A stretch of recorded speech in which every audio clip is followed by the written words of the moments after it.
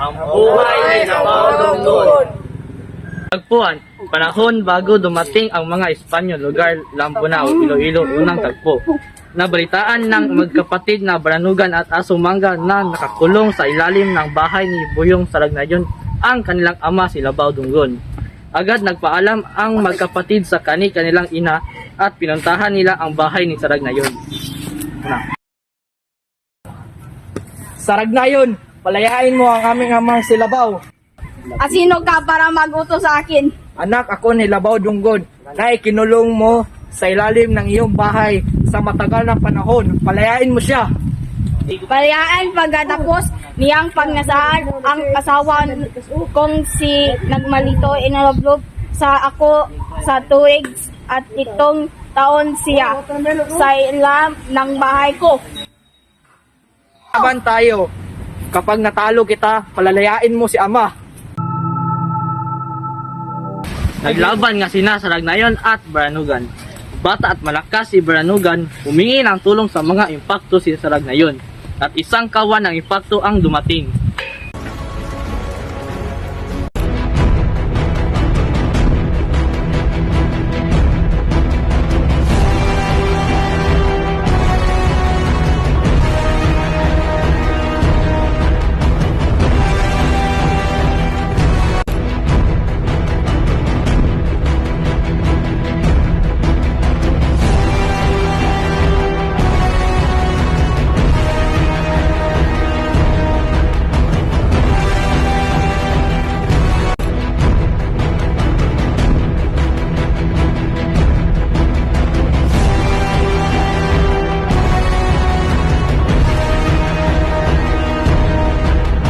Sumaga, tulungan mo ako. Napakarami nila. Narin ako!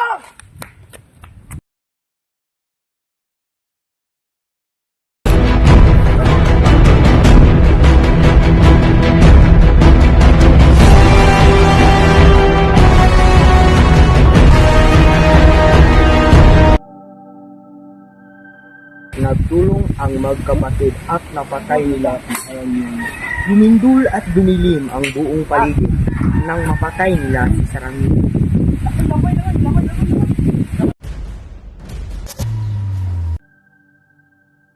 Hanapin natin si Ama Asumanga. Wala siya sa ilalim ng bahay ni Saragnayon. Saan kaya nagpunta si Ama? Humingi tayo ng tulong sa mga kapatid ni Ama. Halika na.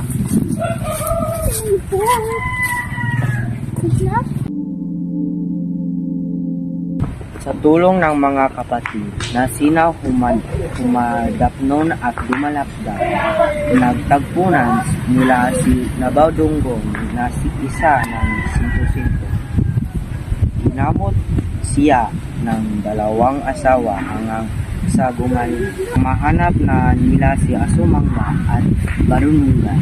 Si Labaw at nabito na ito. Ginamot ito ng kanyang mga asawa pag-uwi nila.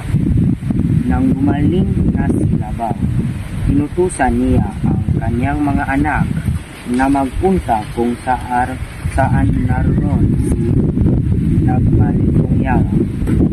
Si Nagmalindiwata dahil nabataan niya na mayroong 2 kapatid na babae si Nagmalintong at nais niyang mahanap ang mga anak. Pinagutos niya.